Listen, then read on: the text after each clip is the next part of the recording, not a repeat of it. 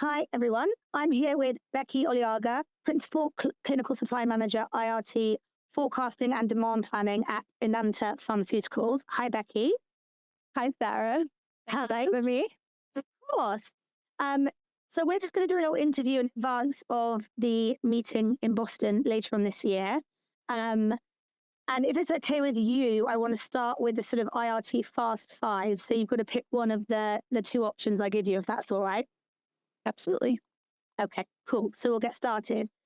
Configured or custom? Configured. Randomization schedules created in or outside of the system? This one was tough for me because I've never had it done inside the system. I'm not opposed to either, but since I'll go with what I'm familiar with outside the system. Perfect. Long specs or short specs? Short specs. Perfect. Hard stops or soft stops? Soft stops. And the eligibility questions caption the IRT, yes or no? This one was another tough one because Enanta likes to capture them in the IRT. But my preference is no. Controversial opinion. I know. Look at me stirring the pot. Perfect. Okay. So at the event in October, you're part of a panel which is focusing on understanding systems. So basically looking at the supply chain user needs versus the clinical IRT user needs. What do you think the differences and the similarities are between what those users do want and need?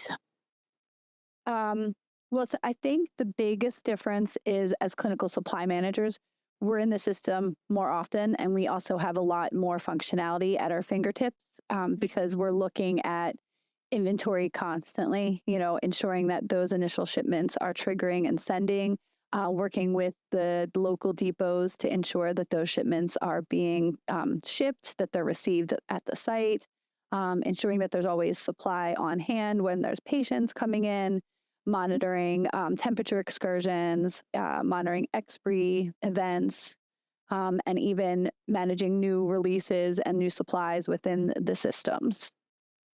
So, and then clinical, I think, once they get their sites loaded, their users loaded, they're really managing along with mostly the CRA, those site activations and just keeping an eye on those enrollment reports and seeing those rates. And so linked to that, I guess, how can, from your perspective, the systems be made more user-friendly to ensure that, IRT and supply chain managers can work hand in hand to make sure we're getting the right product to the right patient? This one will, I think it does a great job currently because, we're both looking at the same type of reports, and that's where the similarities are. We're always checking those like subject summary, subject status reports. Anytime we see a notification come in for a randomization, we're, again, looking at those reports. So we share that in monitoring where those sites are that are most active, working along with clinical and the CRAs to just find out, are there going to be any type of like an enrollment spike at a specific site?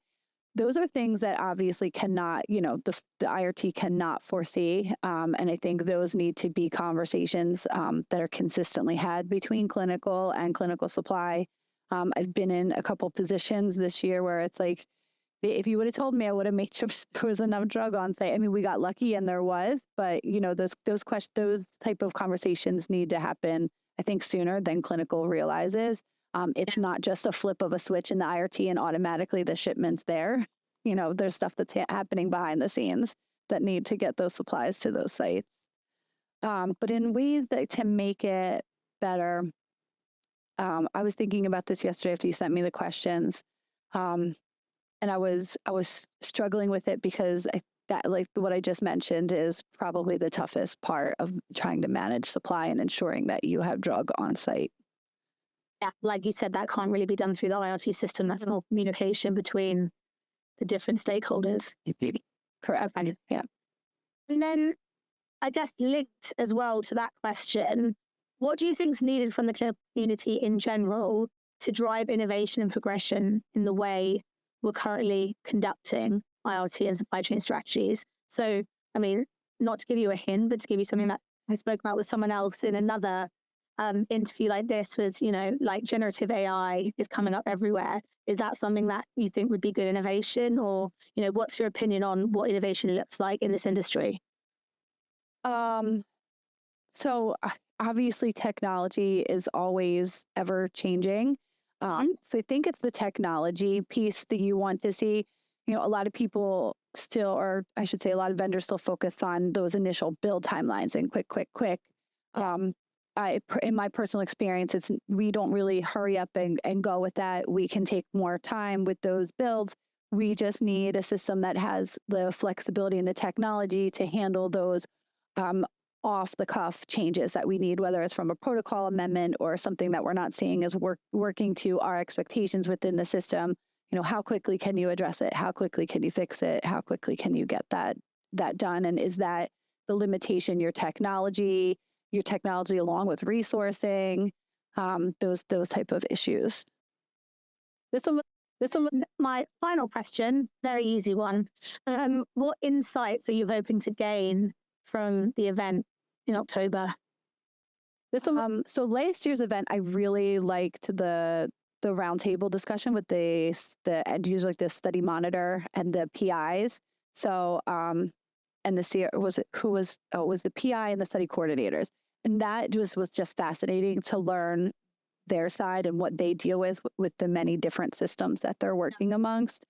So to get some more site and user perspective, and also to see what others in my position in the industry like are trying out, like whether they're vendors or new functionalities or things that are just making their lives easier in their day to day.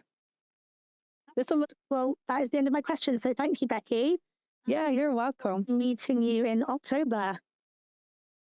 Same.